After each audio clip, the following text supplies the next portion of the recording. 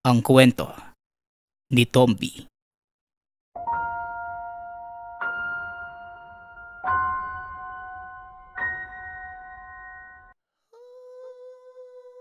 Bata pa lamang, pangarap na ni Sandra makapagtayo ng sariling tahanan. Kaya naman, nang makapagtapos ito ay nagpursige siya sa pagtatrabaho para makapag-ipon ng sapat na pera. Makalipas ang ilang taon, malapit nang matupad ang pangarap ni Sandra. Nakapag-ipon ito, napatayo na niya ang pinapangarap na tahanan. Nakahanap si Sandra ng manggagawa at nagsimula na ang pagtatayo ng bahay.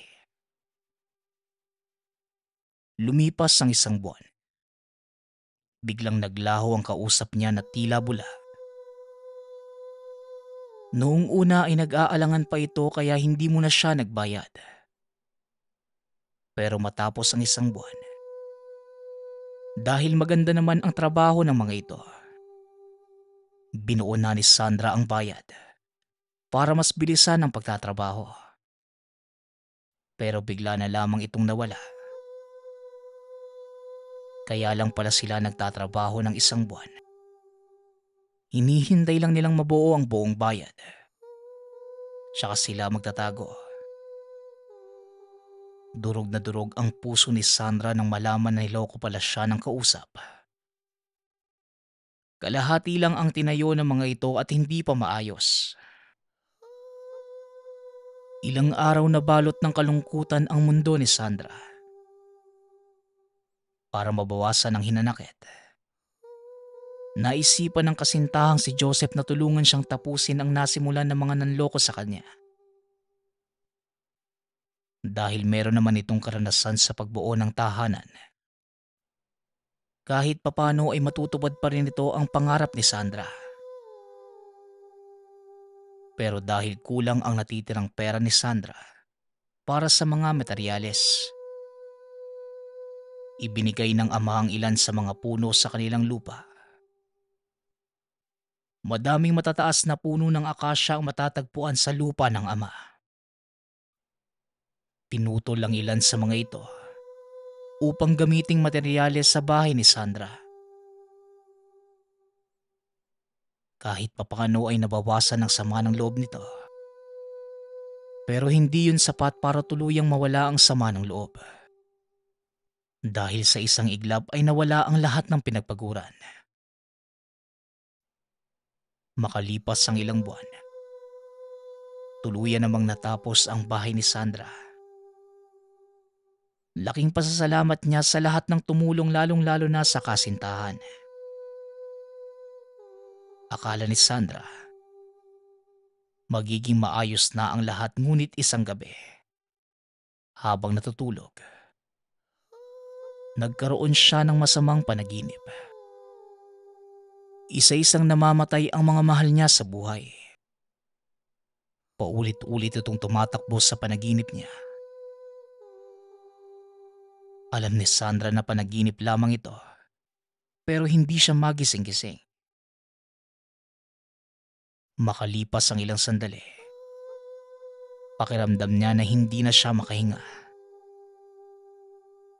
Sinikap niyang galawin ang mga daliri sa paa at kamay.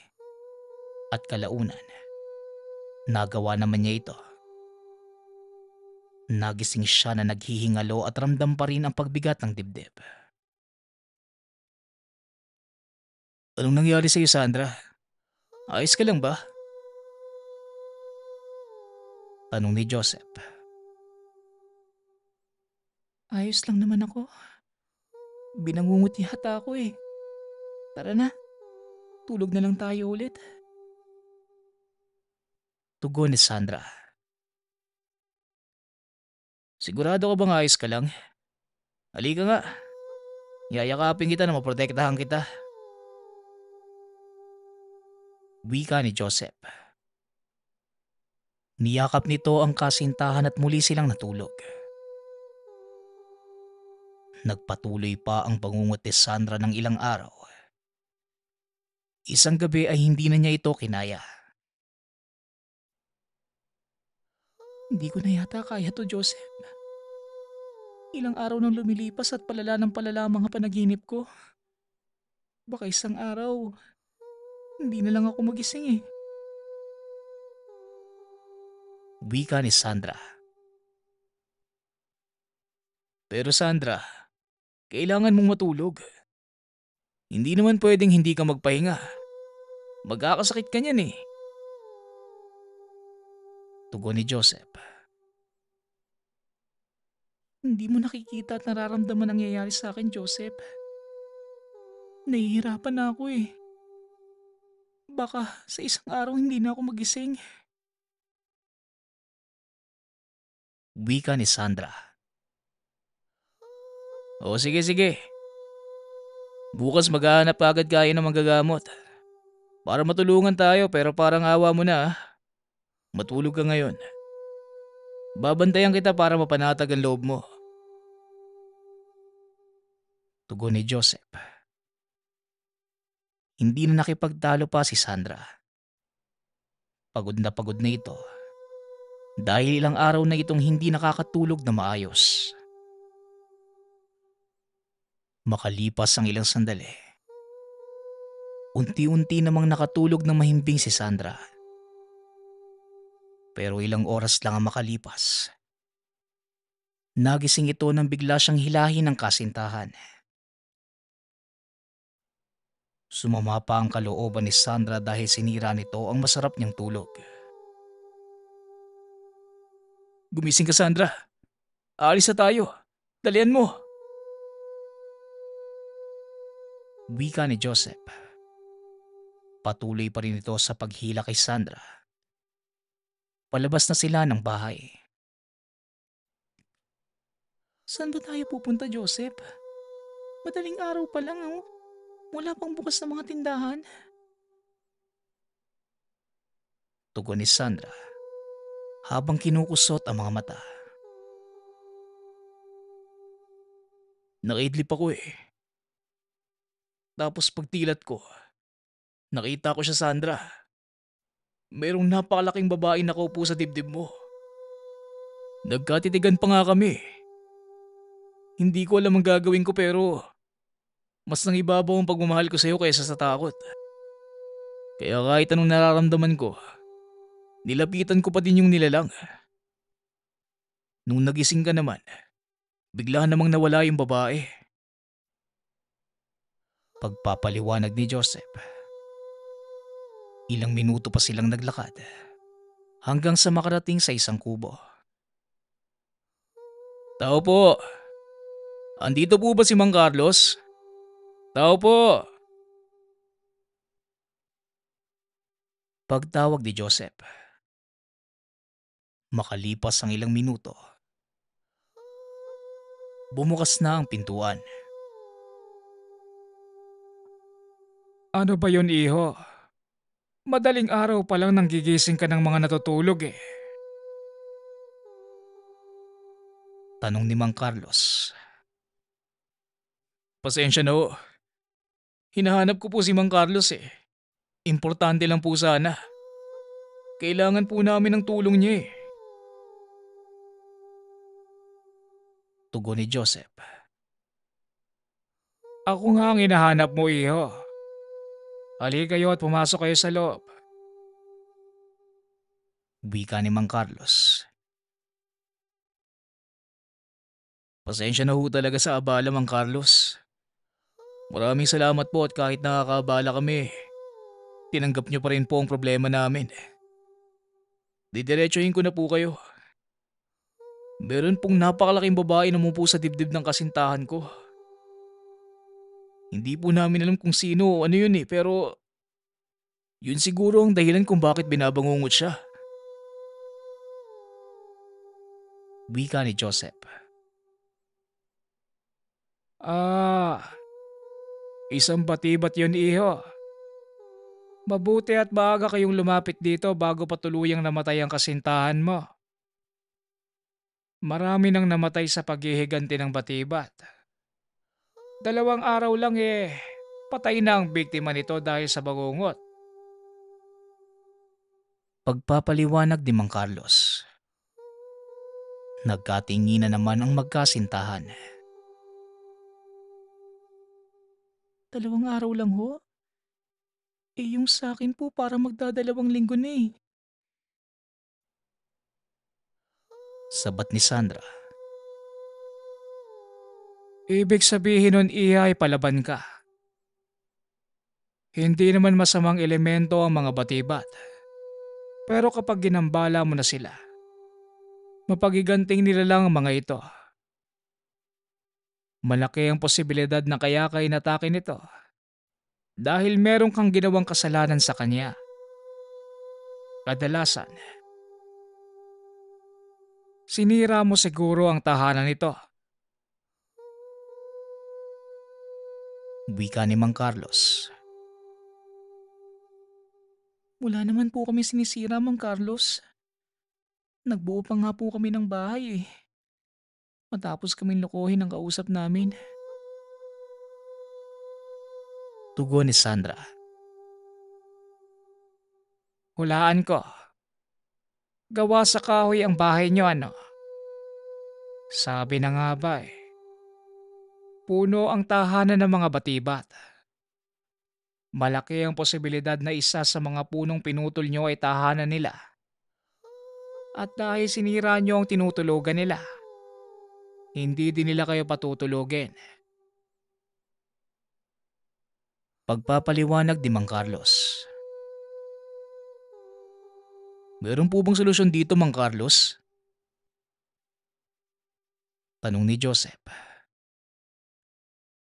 Abay, syempre meron. Kailangan lang may manggigising sa biktima. O kaya naman magalaw ng biktima ang mga daliri nito sa paa o kamay. Tugon ni Mang Carlos. Pero yan ang uwi ginagawa namin eh. Pero tuloy-tuloy po pa rin yung bangungot ko. Kaya nga ho tumagal ng 1 linggo eh. Wika ni Sandra. Ganun ba? Isa lang ang ibig sabihin niyan. Umalis kayo sa bahay o magpatayo kayo ng bago. Hinding-hindi na kayo lulubayan ng elementong yan. Habang gamit nyo sa tahanan nyo ang sinirang tahanan nila. Tugon ng albularyo. Nalungkot si Sandra sa solusyon. Hindi pa siya handang iwan ng pinaghirapan.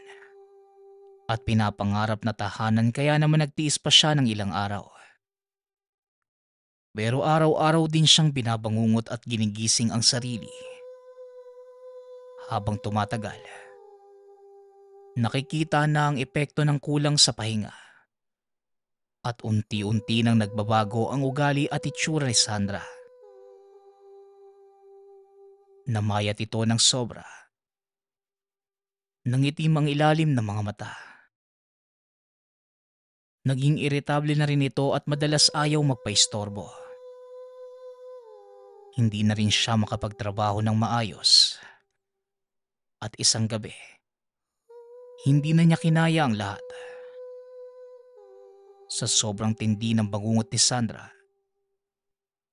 hindi na ito magising kahit anong gising ni Joseph. Kaagad niya na itong sinugod sa ospital. Nag-agaw buhay si Sandra. Tuluyan nang tumigil ang puso nito. Hindi matanggap ng pamilya ang pagkawala ni Sandra. Pero hindi na sila masyadong nagulat dahil sa nangyari sa kanya. Hindi imposibleng hindi ito bumigay. Nabalot ng kalungkutan ng silid. Pero nabigyan ng ikalawang pagkakataon si Sandra. Sa hindi malamang dahilan, bigla na lamang itong nagising. Lubos ang pasasalamat nila sa ama. Matapos ang pangyayari, tuluyan ng binitawan ni Sandra ang pinaghirapang bahay. Dahil napagtanto niya na mas mahalaga ang buhay. Dahil sa simpleng tahanan. At ang bahay pala na pinapangarap niya ay hindi lang simpleng bahay na may bubong. kundi ang mga mahal niya sa buhay na nakapalibot sa kanya.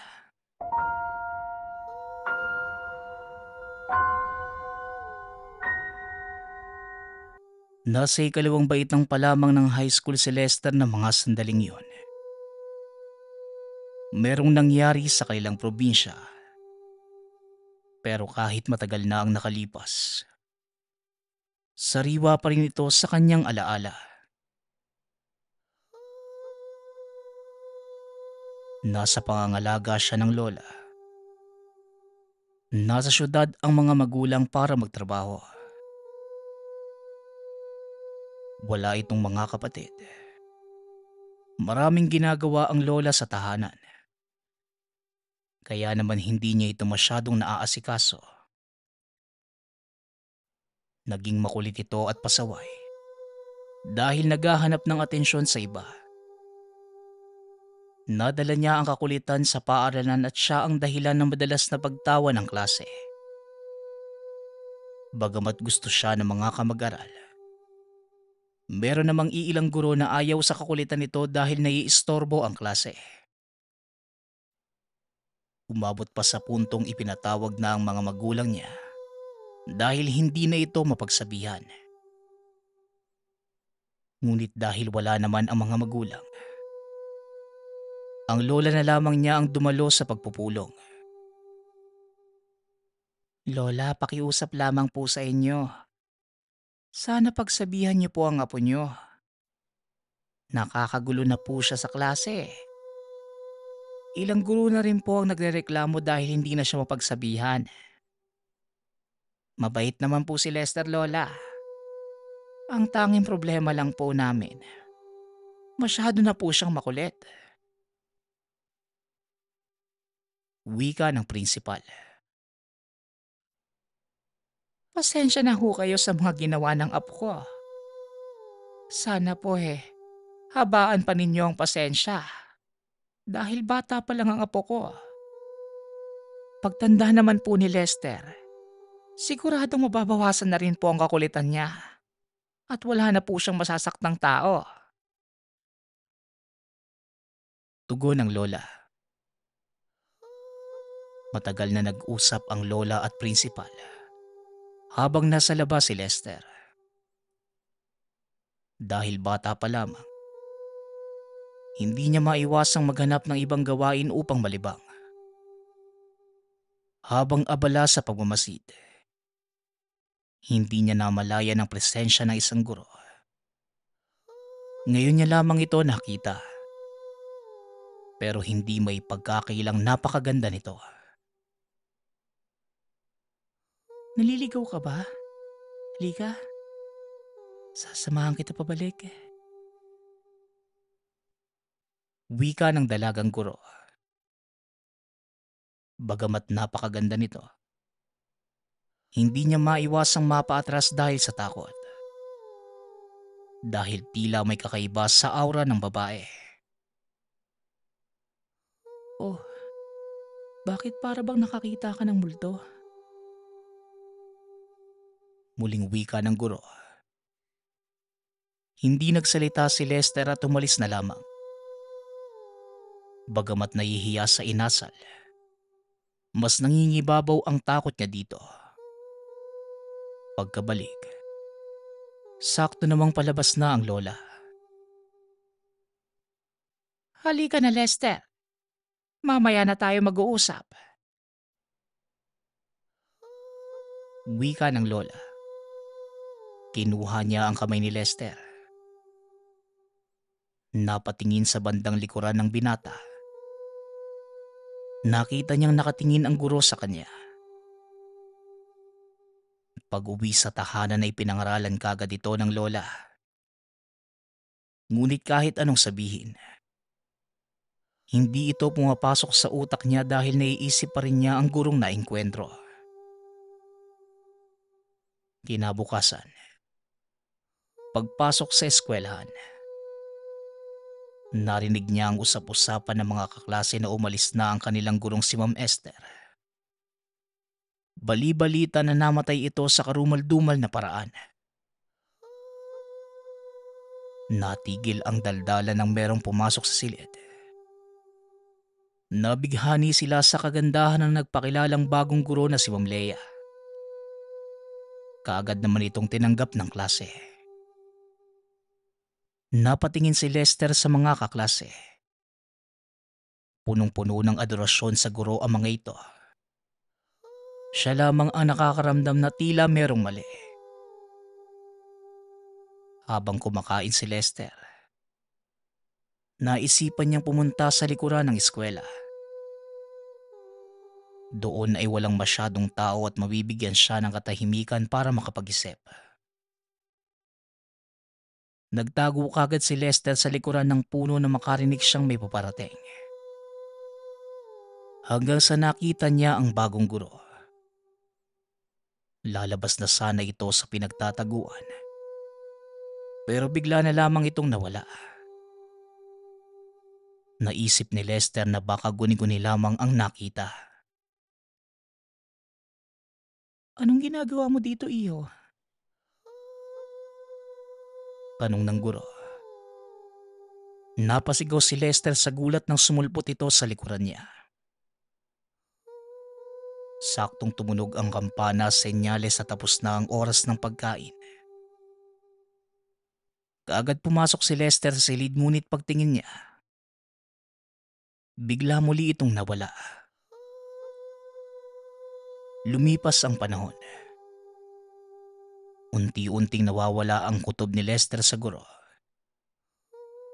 Napakabait at mahaba ang pasensya nito. Nagustuhan siya ng buong klase. Dahil bukod sa napakaganda, mabait at napakalinaw niya magpaliwanag, kaya naman mataas ang markang nakukuha nila. Nabalitaan din ng mga magulang at lola ni Lester ang tungkol sa guro. Isang hapon, magpapasuri sana si Lester kay Ma'am Leia tungkol sa mga aralin. Ngunit hinanap niya ito, pero hindi nakita. Lumipas pa ang ilang oras at malapit nang magsara ang eskwela. Naisip ng binata na umuwi na lamang at ipagpabukas ang mga gawain. Habang naglalakad si Lester, napadaan siya sa medyo liblib na parte ng bayan. Doon nakakita siya ng isang lalaking may puting balbas. May dalang maliit na libro at nagbabasa ng mabilis. Hindi niya ito masyadong binigyan ng pansin. Pero natakot siya na makita na purong puti ang mga mata nito. Dahan-dahang naglakad si Lester.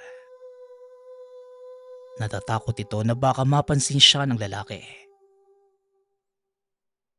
Nang makalayo, doon ito nagpatuloy sa paglalakad pa uwi. Medyo may kalayuan ng distansya mula sa eskwela at tahanan. Kaya maaga dapat siyang umuwi at umalis. Makalipas ang ilang sandali ay pakiramdam niya, meron nang nanonood sa kanya.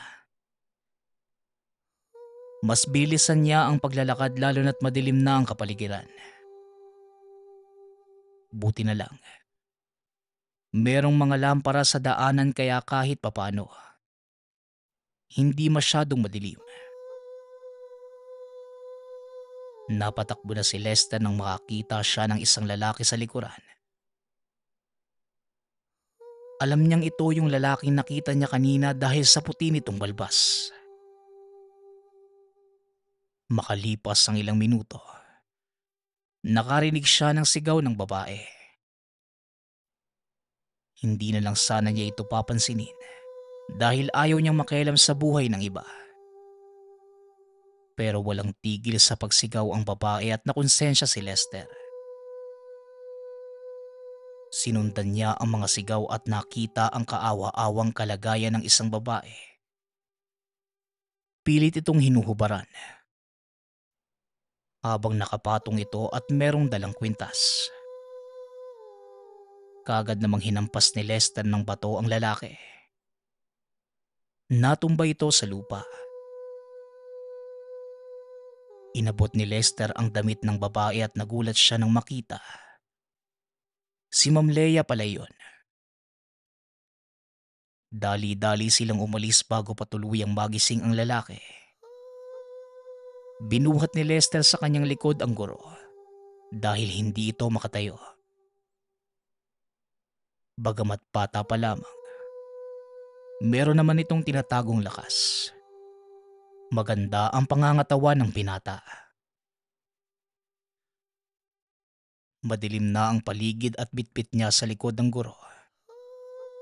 Ang dalawang binti nito ay nasa mga braso niya. Sinubukan pa ni Lester na kausapin ng guro, pero hindi ito umiimik. Napagtanto niya na maaaring na trauma ito o napagod kaya hinayaan na lamang niya. Nang malapit na sa tahanan, ilang kilometro na lang ang layo, doon lamang naisip ng binata na hindi niya alam kung saan iuuwi ang guro. Binaba na ni Lester si Ma'am Leia. Laking gulat niya nang makita na kalahati na lang ito. Nawawala ang itaas na bahagi ng katawan. Hindi na malaman ni Lester kung anong iisipin o gagawin. Ngayon pa lamang siya nakaengkwentro ng ganitong bagay.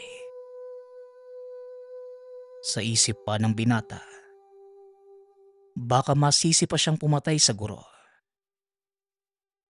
Baka isipin na makakakita na siya ang may gawa sa pagpaslang sa guro at sa karumal-dumal pang paraan kung saan hinati ang katawan. Dahil sa takot, naisipan niyang ligpitin ang kalahating katawan nito. Ayaw ng binata na mapagbintangan sa nangyari sa guro. Dahil hindi naman talaga niya yung kagagawan. Patakbo na sana si Lester papuntang tahanan. Ngunit bigla siya nakakita ng isang halimaw na lumilipad. Napakalaki ng pakpak nito. Merong mahabang buhok. Habang papalit-palit ito ay mas nakikita pa niya lalo ang itsura. Mahaba ang dila. Mataas ang mga ngipin at higit sa lahat, nawawala ang kalahating parte ng katawan. Napatigil sa takot si Lester. Hindi siya makakibo sa nakikita. Hindi niya maintindihan kung ano ito. Ilang pulgada na lamang ang pagitan ni Lester at ng halimaw nang bigla itong sumigaw ng napakalakas at bumagsak. Umusok ang katawan nito at unti-unting naglaho na tila nasusunog na papel. May sinabi pa ito bago tuluyang masunog. Pero hindi naman yun naintindihan ni Lester. Makalipas ang ilang sandali, bumalik na si Lester sa wisyo. Napatingin siya sa bandang kaliwa nang merong ika-ikang taong pabalabas sa may mga puno. Merong lumabas na lalaki sa gubat. Kahit duguan ng ulo pati na rin ang puting balbas.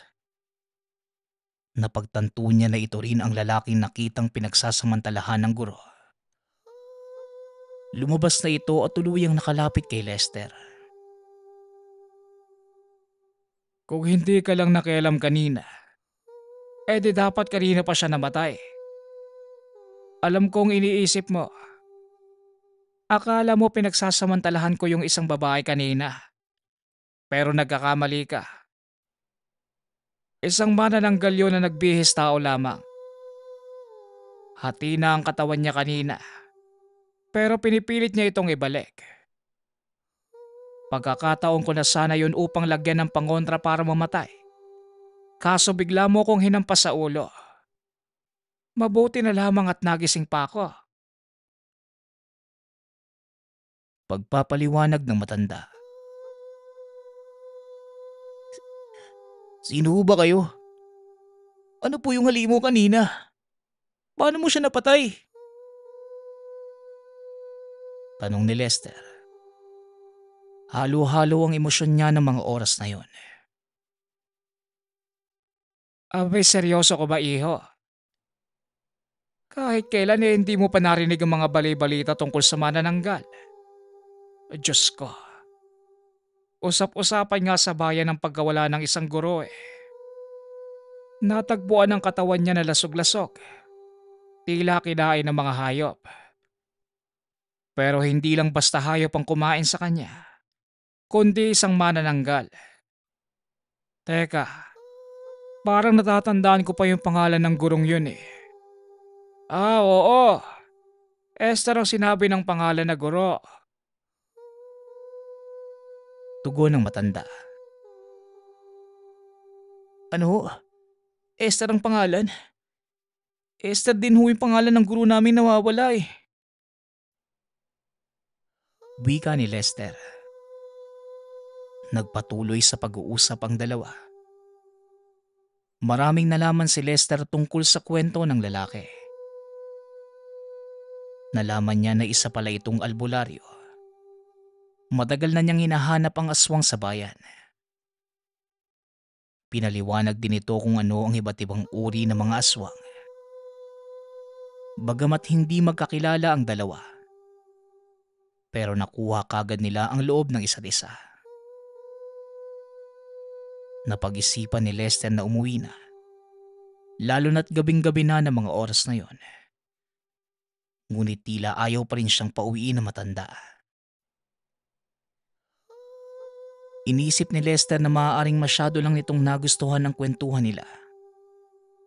Pero matapos magpumilit ang lalaki, idiniin ni Lester na kailangan na niyang umuwi ng tahanan. Pero sinabi ng albularyo na kung gusto niyang malaman pa ang mga tungkol sa nilalang, puntahan lamang siya sa isang kubo sa dakong roon. Nang makauwi, hindi na niya pinaalam kagad sa lola ang pangyayari upang hindi na ito mag-alala. Isang araw habang naghahapunan ay nagkwentuhan ng maglola. Ay lola, ayaw ko pa ho sanang sabihin to sa inyo pero baka kailangan niyo pong malaman.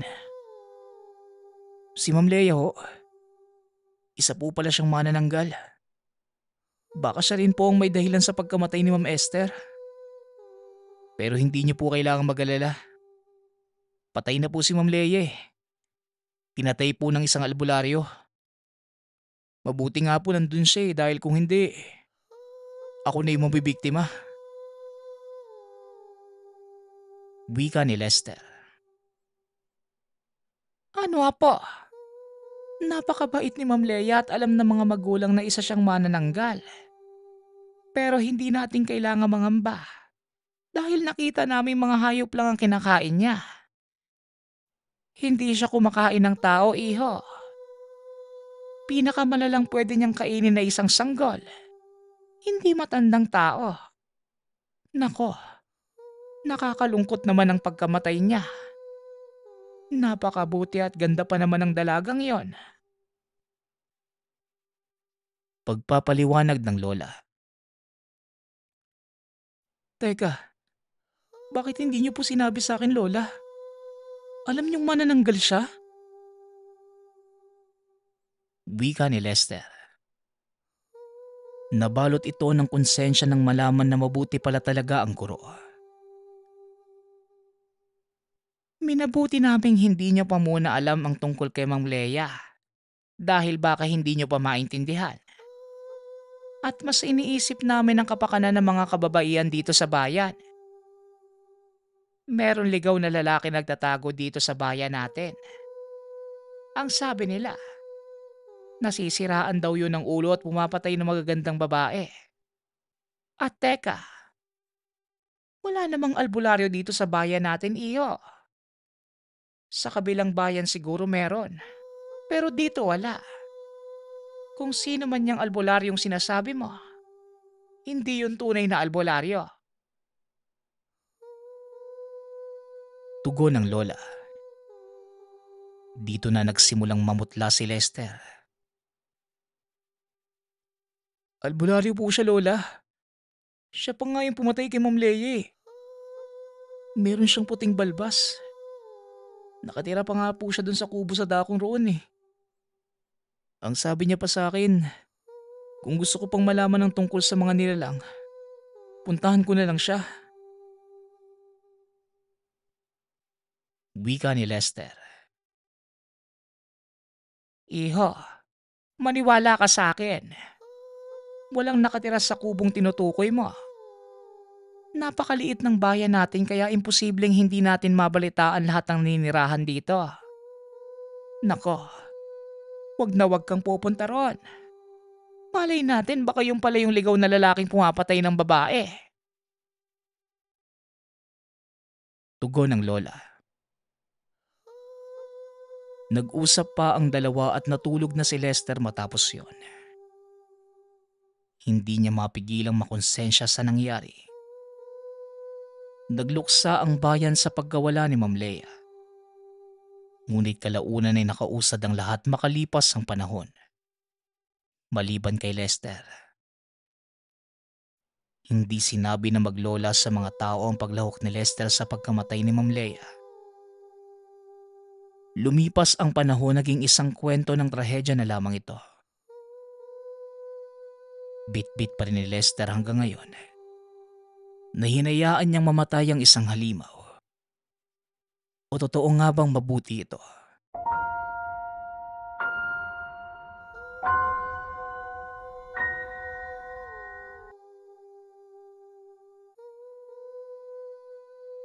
Noong mga panahong ito, 27 anyos pa lamang si Harold, habang si Cindy naman ay 25. Naninirahan ang mag-asawa sa Aurora.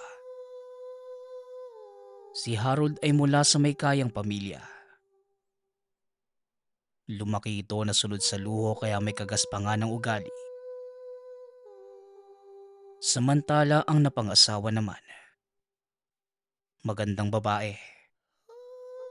Kaya kahit mahirap ito, nabihag ang puso ng binata. Kahit maganda ang itsura ni Cindy, marunong itong makisama at madalas. Ito pa ang umaayos sa gusot ni Harold. Walang iya. Mga walang utang na loob. Kung kailan kailangan ko ng pera ko, hindi nila maibigay. Lintik namang buhay to, oo. Wika ni Harold. Kaagad naman itong nilapitan ng asawa. Ano ba yun, langga? Bakit galit na galit ka? May nakaaway ka na naman ba? Tanong ni Cindy. Langya kasi. Yung pinautang ko na 1,000, hindi ba naman ako binayaran? Kailangan ko pa naman ng pera pambayad dun sa matanda na inutangan ko. Tugon ni Harold. Magkano ba yung utang mo dun kay Mang Bido? Pakiusapan mo na lang muna. Mabait naman yun eh. Wika ni Cindy. Ako? Makikiusap? Ayoko nga. Ikaw na lang ako mausap. Ang sabihin mo wala ako sa bahay ah. Utos ni Harold. Napakamot naman sa ulo si Cindy. Ayaw sana niyang sundin ng asawa pero pumasok na si Harold sa kusina. Napailing na lamang si Cindy sa inasta ng asawa. Ilang sandali pa ang lumipas. Dumating nga sa tahanan si Mang Bido. Kaagad na lumabas si Cindy para harapin ang matanda. Cindy, nariyan ba ang asawa mo? Kukunin ko lang sana yung hiniram niya eh. Ang sabi ni Harold sa akin, ngayon niya daw ibibigay. Kailangan ko na kasi. Wika ni Mang Bido. Pasensya na po Mang Bido ah. Nahihiya pong humarap sa inyo ang asawa ko. Alam ko pong nangako siya na babayaran ka kaso yung inaasahan po niyang pera na purnada eh. Hindi po siya nabayaran. Tugon ni Cindy. Baka naman kaya mong gawa ng paraan, Cindy. Nasa ospital yung anak ko eh. Kung hindi kami makakabayad, hindi mabibili ang gamot na kailangan ng anak ko. Kung hindi ko lang sana kailangan eh, ayos lang naman sana. Tsaka isa pa, pangako yun ng asawa mo sa akin eh. Kaya sana gawan niya ng paraan. Pakiusap ng matanda. Pagsasalita pa sana si Cindy. Pero bigla namang lumabas si Harold. Ito suntok ko. Lintik na. Hindi ka makaintindi. Babayaran naman kita eh. Wala lang talaga ako ngayon. Walang ya. Tumabi ka nga dyan. Sinabi nang wala pa akong pera eh. Namimilit pa. Wika ni Harold. Umandusay ang matanda sa lupa. Hindi pa ito nakontento. Sinipa pa niya ang matanda sabay pinalis. Harold, tao akong pumunta dito at nakikiusap. Pero kung ituring mo ako para akong hayop pa. Kapag may nangyaring masama sa anak ko, tandaan mo tong isasabihin ko sa'yo. Babalikan ka ng karma na ipapataw ko. Sigaw ni Mang Bido. Tumayo ito at umalis sa lugar. Panay ang hingi ni Cindy ng pasensya sa matanda. Pero hindi siya nito pinakinggan. Imbes na maawa si Harold, siya pa ang nagalit. Ipinagkalat pa nito na walang kwenta si Mang Bido. Gumawa pa ito ng kwento tungkol sa matanda. Kaya walang nalapitan si Mang Bido. At sa kasamaang palad, namatay nga ang anak nito dahil sa kawalan ng pera. Makalipas ang ilang araw matapos mailibing anak ni Mang Bido, bumalik ito sa tahanan ng mag-asawa. Galit na galit ito kay Harold. Tandaan mo Harold, ang ginawa mo sa akin ay ibabalik ko sa'yo. Gagawin ko ang lahat para maghirap ka hanggang kamatayan. Isusumpa kita.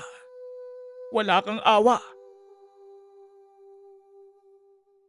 Pagbabanta ni Mang Bido. Ngunit tinawanan lamang ito ni Harold. Tanda, hindi ko kasalanan kung utu-uto ang mga taga-baryo natin. Isa pa eh, binayaran ko na yung utang ko sa'yo ah. Ano pa bang inakagalit mo? Kahit na magbanta ka pa dyan. Aba sa tingin mo, maniniwala ba ako sa'yo? Tugon ni Harold. Kaagad naman itong pinagsabihan ni Cindy ngunit wala itong pinapakinggan. Labis na natakot si Cindy sa banta ng matanda. Lalo na't napapabalita sa lugar na mula ito sa lahi ng mga mangkukulam. Pero hindi naniniwala si Harold sa mga kakaibang bagay.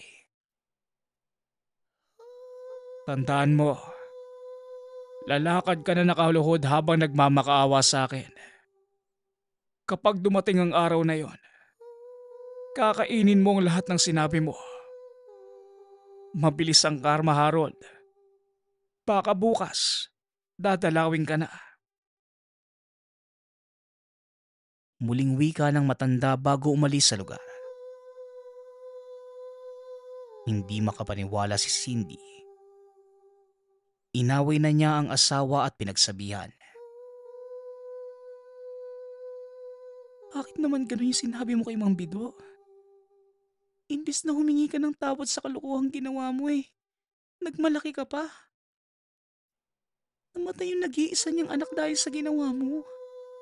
Tapos ngayon, ikaw pa itong nagyayabang? Hindi na kita kilala. Wika ni Cindy. Ano bang pake ko sa kanila? Isa pa nakiusap ka sa kanya, di ba? Pero nang ginawa niya, puro siya paawa. Lintik na buhay to. Ang dadrama ng mga tao. Tugon ni Harold. Makasarili ka. Hindi ko akalain na ganyang klase kang tao. Sarili mo lang ang iniisip mo Hindi ko sukat akalain nagpakasal ako sa isang taong gahaman. Walang awa at mayabang. Wika ni Cindy. Matapos yon ay nagbalot ito ng mga kagamitan. Umalis ng tahanan. Umuwi na muna ito sa bahay ng mga magulang. Umiwas sa asawa para hindi na makipagtalo. Pagkarating sa tahanan, kaagad naman siyang tinanong ng mga magulang. Anong nangyari? Nag-away ba kayo ng asawa mo? May ginawa na naman bang kalokohan si Harold? Tanong ni Tatay Brando. Malalim na napabuntong hininga si Cindy. Kasi tay, si Harold po ang dahilan kung bakit namatay ang anak ni Mang Bido. Tugon ni Cindy. Ano? Paano ang asawa mo ang dahilan? Ano bang ginawa ni Harold? Tanong ni Tatay Brando. Ipinagkalat ni Harold na hindi nagbabayad ng utang si Mang Bido. Galit pa po daw ito kapag sinisingil. Siniraan niya po yung matanda sa lahat Kaya yun, walang nagpahiram ng pera kay Mang Bido. Kailangan niya ng pera para sana sa anak niya may sakit Paliwanag ni Cindy. Napailing na lamang ang ama sa sinabi ng anak. Lumapit nga yun si Bido sa amin. Kaso nga lang, wala din naman kaming pera nitong tatay mo. Naaawa nga ako dahil puno ng pasa yung mukha niya. Nabanggit niya sa amin na gawa yun ng asawa mo. Langya din talaga yung si Harold siya na nga ang nangutang. Siya pa ang may ganang magalit.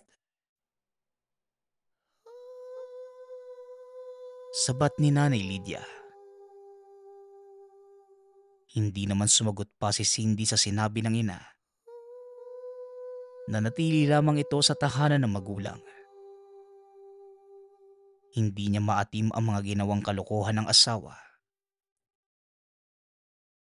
Makalipas ang isang linggo, nakausap ni Cindy ang kanilang kapitbahay. Aba Cindy, dalawin mo naman ang asawa mo sa bahay niya. Baka doon, ikaw lang ang makakatulong sa kanya. Wika ng matandang kapitbahay. Nagulat naman si Cindy sa sinabi nito. Ano po bang ibig niyo sabihin? Wala naman po akong balita kay Harold mula po nang umalis ako sa bahay namin Ano po bang nangyari sa kanya? Tanong ni Cindy. Yung asawa mo, ilang araw nang sigaw ng sigaw sa bahay niya. Sa tuwing tinatanong naman namin siya, hindi naman sumasagot. Ewan ko ba, nag-umpisa ang lahat nang umalis ka. Sabi naman ng mga kabaryo natin, baka yun na ang sumpa ni Mang Bido. Diyos ko naman, imbes kasi na humingi ng pasensya, Siya pa ang nagmamayabang. Muling tugon ng babae. Natigilan si Cindy sa sinabi nito. Kaagad niyang pinuntahan ang asawa. Pagkarating sa tahanan, naabutan niya si Harold na nakadapa sa sahig. Wala itong malay. Sinubukan pa itong gisingin ni Cindy. Harold, Harold, ano nangyari sa'yo? Bakit ang dami mong sugat sa katawan? Tsaka punong-puno ka ng pasa, oh. Tanong ni Cindy. Tumayo naman si Harold. Cindy, ikaw na ba yan? Mabuti naman at binalikan mo ako. Pakiusap, huwag mo na akong iiwanan ha. Takot na takot ako dito eh. Tugon ni Harold. Para itong bata na umiiyak kay Cindy. Diyos ko, anong nangyari sa'yo? Bakit parang hindi mo ko nakikita? Ano ba talagang nangyayari? Muling tanong ni Cindy. Hindi kita makita, mahal. Nawala yung paningin ko eh. Gabi-gabi akong dinalaw ng demonyo. Pinapahirapan niya ako. Nilalatigo niya ang likuran ko. Pinapaso ako sa iba't ibang bahagi ng katawan. Gamit yung matulis ng mga kuko. Binulag niya ako eh. Tugon ni Harold. Patuloy lang ito sa pag-iyak. Niyakap naman ito ng mahigpit ni Cindy. Sobrang naaawa siya sa sinapit ng asawa. Huwag kang mag-alala. Hindi na kita iiwan, Harold. Wika ni Cindy. Inalalayan niya ang asawa para maayos na makaupo. Sobrang gulo ng tahanan. Madaming basag na mga kagamitan. At nagkalat din ang mga kandila. Hindi malaman ni Cindy kung saan siya magsisimula. Napabuntong hininga na lamang ito habang naglilinis ng tahanan. Ilang oras niyang inayos ang kalat sa buong bahay. Napaupo na lamang ito sa sobrang pagod. Matapos malinis, nagluto naman ito ng makakain nilang mag-asawa. Habang inaayos ni Cindy ang kakainin, narinig muli niya ang malakas na sigaw ni Harold. Tama na. Tigilan niyo na ako. Patayin niyo na lang ako kaysa pinapahirapan niyo ako ng ganito. Tama na! Ayoko na! Paulit-ulit na sigaw ni Harold. Mabilis namang pumunta si Cindy kung nasaan ang asawa. Nasubsob pa ito sa sobrang pag-aalala. Nang makarating sa silid, nakita niya si Harold na patalon na sana sa bintana para wakasan ang buhay. Pero kagad niyang hinatak si Harold. Niyakap niya ito ng mahigpit. Pakiusap. Lumaban ka naman. Huwag kang mag-alala. Gagawa ko ng paraan para gumaling ka. Tatagan mo lang ang sarili mo. Bukas na bukas din. Pupunta tayo kay Mang Roy. Siguradong matutulungan niya tayo. Wika ni Cindy. Habang si Harold naman, tumatango lang sa sinasabi ng asawa. Matapos ang pangyayaring yon, kinuha na ni Cindy ang pagkain at sinubuan na lamang ang asawa. Nahirapan si Cindy sa sitwasyon nito. Nahahabag siya sa tuwing nakikita ang itsura ni Harold. Hindi niya sukat akalain na magkakatotoo ang banta ni Mang Bido. Alam ni Cindy na kahit hindi pa nakukumpirma na tama ang hinala, si Mang Bido ang may kinalaman sa lahat ng nararanasan ng asawa. Pagsapit ng madaling araw, nagising si Cindy dahil sa malakas na kalabog mula sa kusina. Bababa na sana ito para alamin kung ano ang nangyari sa ibaba. Pero pagtayo ni Cindy, napag-alaman niya na wala sa tabi ang asawa. Dali-dali itong bumaba at nakita sa kusina si Harold. Sinasaktan ng sarili. Nilaslas nito ang braso gamit ang kutsilyo. Pinapalo din nito ang kahit anong bagay na mahawakan. Kaagad itong inawat ni Cindy. Pero tila wala sa sarili si Harold. Itinulak pa nito ang asawa kaya naumpog ang ulo ni Cindy sa lamesa na kahoy. Nawala nito ng malay. Nang muling magising si Cindy, napahawak ito sa ulo. Nalalabo pa ang paningin ng mga sandaling yon. Nang tuluyang maidilat ang mga mata, ang malinis na bahay na inayos ay muling nagulo. Nakahantusay sa lapag si Harold at duguan ang buong katawan.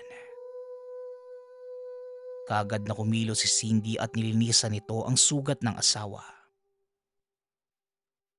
Patuloy pa din ito sa pagdurugo. Matapos malinisan, nagpatulong na ito sa mga kakilala upang buhatin ang asawa. Naawa naman ang mga tao sa kalagayan ni Harold. Kaya kagad nila itong tinulungan.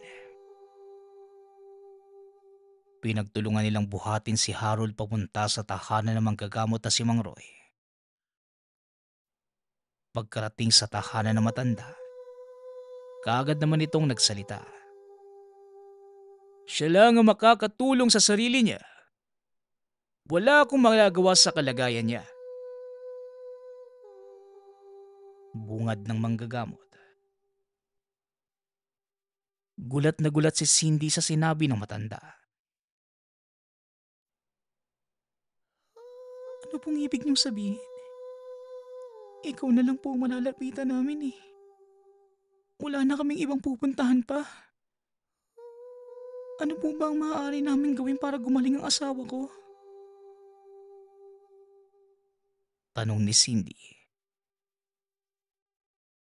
Wala tayong magagawa para sa asawa mo. Pero siya, meron. Si Harold lang din naman na makakatulong sa sarili niya. Dahil siya din ang may kasalanan kung bakit siya nagkaganyan. At kahit kailan, hindi ako mangungonsinte ng maling gawi. Dagdag ni Mang Roy. Napatingin naman si Cindy sa asawa. Ano bang gagawin ko para matapos tong paghihirap ko? Sabihin mo na sa akin. Gagawin ko naman eh. Tanong ni Harold. Handa ka na bang maglakad habang nakaluhod sa harapan ng isang taong inabuso at kinawawa mo? Hindi ko babanggitin ang pangalan. Pero sigurado kung kilala mo siya. Handa ka na bang magmakaawa? Kapag ginawa mo ang lahat ng iyon at hindi ka pa gumaling, bumalik kayo sa akin. Tugon ni Mang Roy. Bigla namang natahimik si Harold. Parehas alam na mag-asawa kung sino ang tinutukoy ni Mang Roy. At yun ay walang iba kundi si Mang Bido. Muling inalalayan ni Cindy ang asawa pa uwi sa tahanan para makapagpahinga. Pagka-uwi, kagad kinausap ni Cindy si Harold. Gagawin mo naman yung mga sinabi ni Mang Roy, di ba?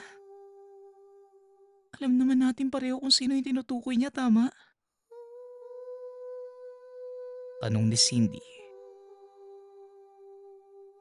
Si Tanda, walang iya siya. Pagbabayaran niya ang ginawa niya sa akin. Bakit naman ako hihingi ng tawad sa walang kwentang yon? Pagmamalaki ni Harold. Natulala si Cindy sa sinabi nito.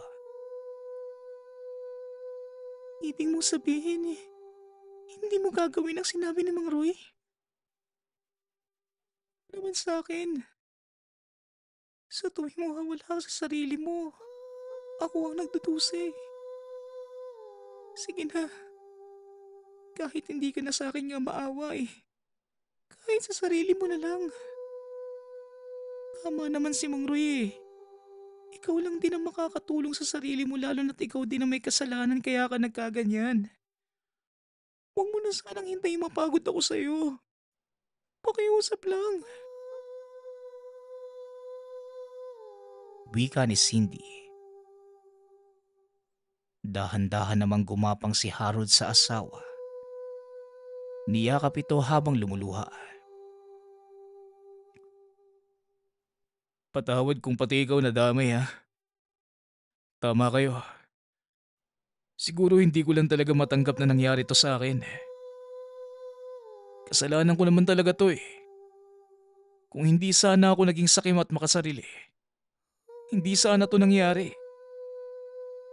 Naiinis lang talaga ako dahil wala akong magawa kundi ang isisi sa ibang bagay na ako mismo ang may kasalanan. Tugon ni Harold. Ayos lang. Nauunawaan naman kita Nandito lang ako para sa'yo. Asawa kita, hindi ba? Sabay tayong sumumpa sa harap ng altar ng Diyos na walang iwanan kahit anong mangyari. Sasamahan kita sa pagharap mo kay Mang Bido. Hawak ko ang kamay mo at sabay nating malalagpasan ang pagsubok na to. Wika ni Cindy. Matapos ang pag-uusap, magkatabi ang mga ito sa upuan sa kusina at sabay na nagdasal na sana walang mangyari sa gabing yun. Pero tila hindi sila nadinig ng ama dahil muling umatake ang sumpa kay Harold. Sa kalagitnaan ng pagdarasal ng dalawa, bigla na lang sinakal ni Harold ang asawa. Pilit na nagpupumigla si Cindy, pero sadyang napakalakas ni Harold ng mga oras na yon. Inangat ni Harold ang asawa. Iahagis na sana nito si Cindy. Mabuti na lamang ay dumating si Mang Roy. Harold, bitawan mo ang asawa mo. Maawa ka sa kanya. Sarili mo na lang ang saktan mo. Sigaw ni Mang Roy. Nabitawan naman ni Harold ang asawa. Hahampasin pa sana ito ng matanda ng hawak na batpat. Pero kagad namang humarang si Cindy. Pakiusap. Huwag mo po siyang sasaktan, Mang Roy. Handa naman po si Harold nung humingi ng tawag kay Mang Bido Alam ko na hindi niya ako gustong saktan. Dahil lang yun sa sumpa ni Mang Bido sa kanya Pagmamakaawa ni Cindy. Tumango naman si Mang Roy at sinuot ang San Benito kay Harold. Kaagad itong nawala ng malay. Sa ngayon, yan lang ang magagawa ko. Kapag nagawa na ni Harold ang dapat niyang gawin at hindi pa rin tinanggal ng matandang yon ng sumpa, ako na ang mga kalaban niya. Wika ni Mang Roy. Matapos ang pag-uusap, magdamag na nakabantay si Mang Roy kay Harold. Samantalang si Cindy naman, nagpapahinga na ito sa silid. Pagsapit ng umaga, kaagad namang pumunta ang mag-asawa sa tahanan ni Mang Bido. Uy, Tanda! andito na ako tumihingi ng tawad sa'yo. Pakiusap naman oh. Patawarin mo na ako. Hirap na ako eh. Wika ni Harold sa labas ng tahanan ng matanda. Hirap. Patawarin. Hindi ko ramdam na totoo ang paghingi mo ng tawad. Sinasabi mo lang yan. Dahil nahihirapan ka at hindi dahil nagsisisi ka. Tugon ni Mang Bido. Kaagad namang lumuhod si Cindy sa paanan ng matanda. Pakiusap. Maawa ka po sa asawa ko. Pinagsisisihan niya na mga nagawa niya sa iyo eh. Pakiusap po. Patawarin mo na siya. Pagmamakaawa ni Cindy. Hindi ikaw ang may kasalanan sa akin, Cindy. Bakit ikaw ang nakikiusap? Tsaka maaawa. Sinabi ko rin yan sa kanya, di ba? Pero naawa ba yung lokong lalaking yan? Sige. Tanungin mo nga ang asawa mo kung nagsisisi nga ba talaga siya. Baka naman magsisi ang asawa mo kapag ikaw ang nagdurusa ng dahil sa kasalanan niya. Wika ni Mang Bido. Tumingin ito sa asawa. Pero wala itong kahit anong reaksyon. Harold naman, ikaw lang din ang tutulong sa sarili mo. Pakiusap naman oh. Maawa ka sa sarili mo. Kahit hindi na sa akin. Wika ni Cindy. Sa puntong yon, natauhan si Harold sa mga sinabi ni Mang Bido. Papasok na sana sa tahanan ng matanda. Pero biglang lumuhod si Harold sa paanan nito. Mang Bido, pakiusap po. Ako na lang.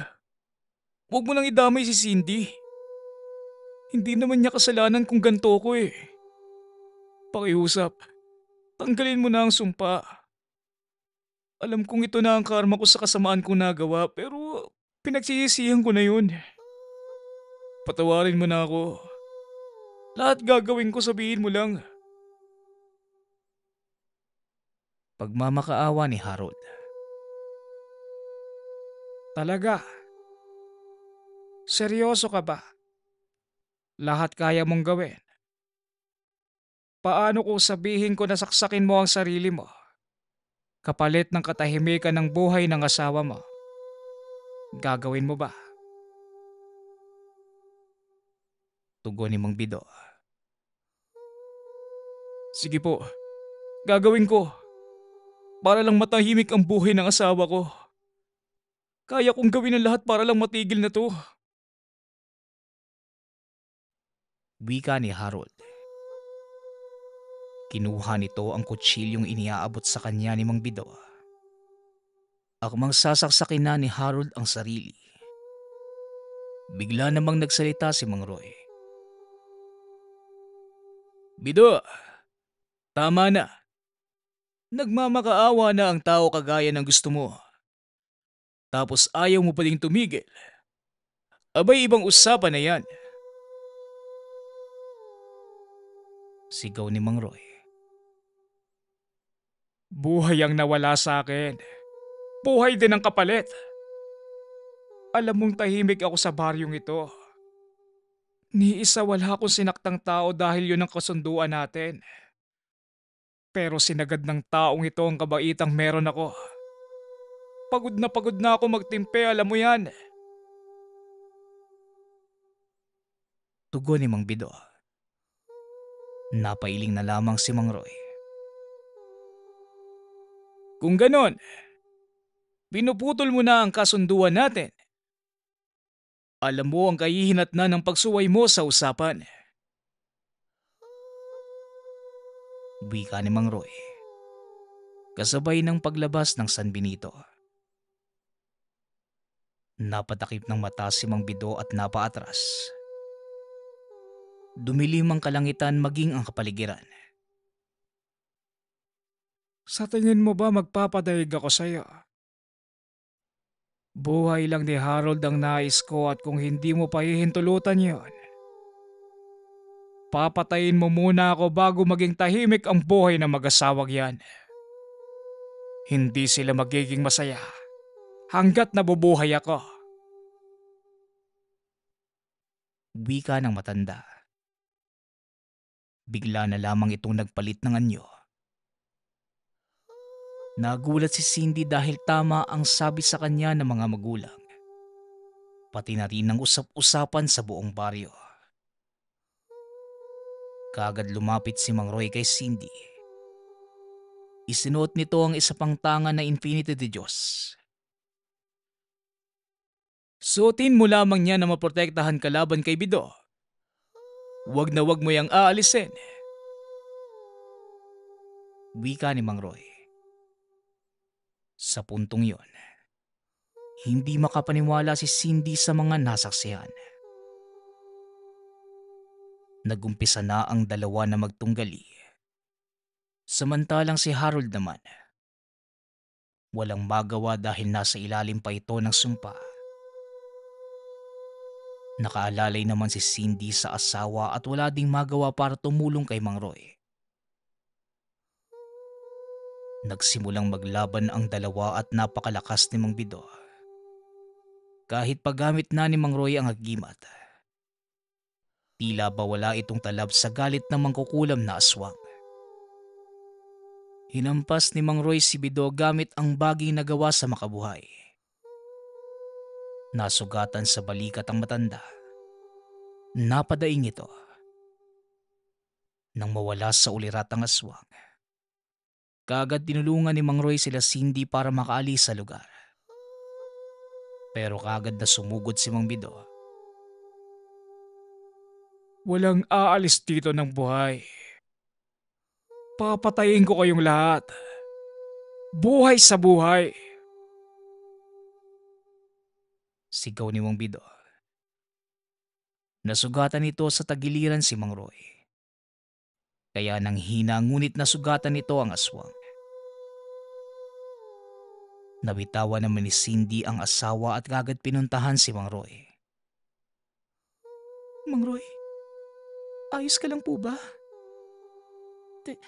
Teka, may sugat po kayo. Tatalian ko po muna para tumigil ang pagdurugo. Wika ni Cindy. Kaagad nitong pinunit ang damit. Tinali sa tagiliran ni Mang Roy. Ilang sandali pa, biglang tumayo ang aswang. Pasugod na ito upang saksakin si Cindy pero tumayo si Harold. Hinarang ang sarili at ito ang nasaksak. Habang yung hawak naman niyang kutsilyo, walang pagdadalawang isip na tinarak niya sa aswang.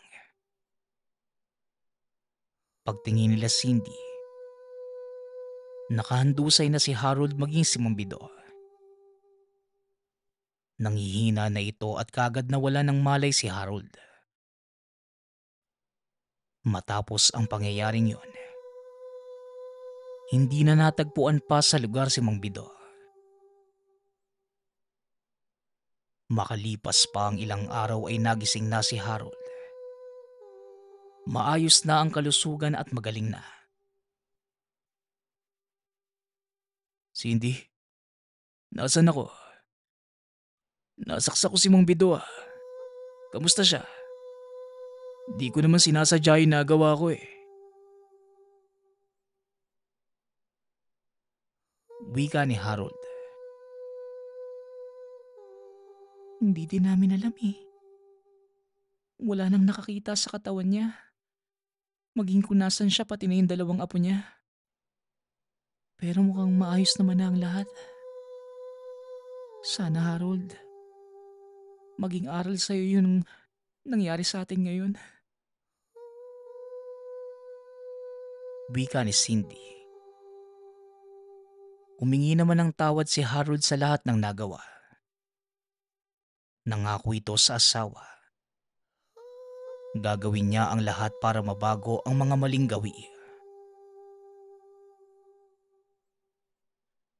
Matapos yon, binisita nila si Mang Roy sa tahanan. Masaya kung maayos na ang kalagayan mo, Harold. Sana ang mga nangyari sa iyo, nagbigay ito sa iyo ng aral.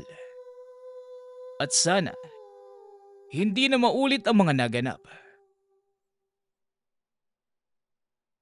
Ngumiti naman si Harold at niyakap ang matanda. Maraming salamat po sa pagtulong sa akin. Hindi ko po makakalimutan ang ginawa niyo. Natuto na po ako sa mga kamalian ko. Kaya kailanman, hindi ko na yun ulitin pa. Utang ko ang buhay ko sa'yo. Lalo na sa asawa ko. Kaya kailanman, hindi ako susuko at hindi ko siya iiwan. Lubos po ako nagpapasalamat sa inyo. Wika ni Harold. Nang dahil sa mga nangyari, natuto si Harold sa kanyang buhay. Natutunan itong maging mapagkumbaba sa kapwa. Magpasa hanggang ngayon, sariwa pa rin sa alaala ni Harold ang mga nangyari. Hinding-hindi niya makakalimutan ang ginawa niyang mali sa matanda at ang katumbas nitong karma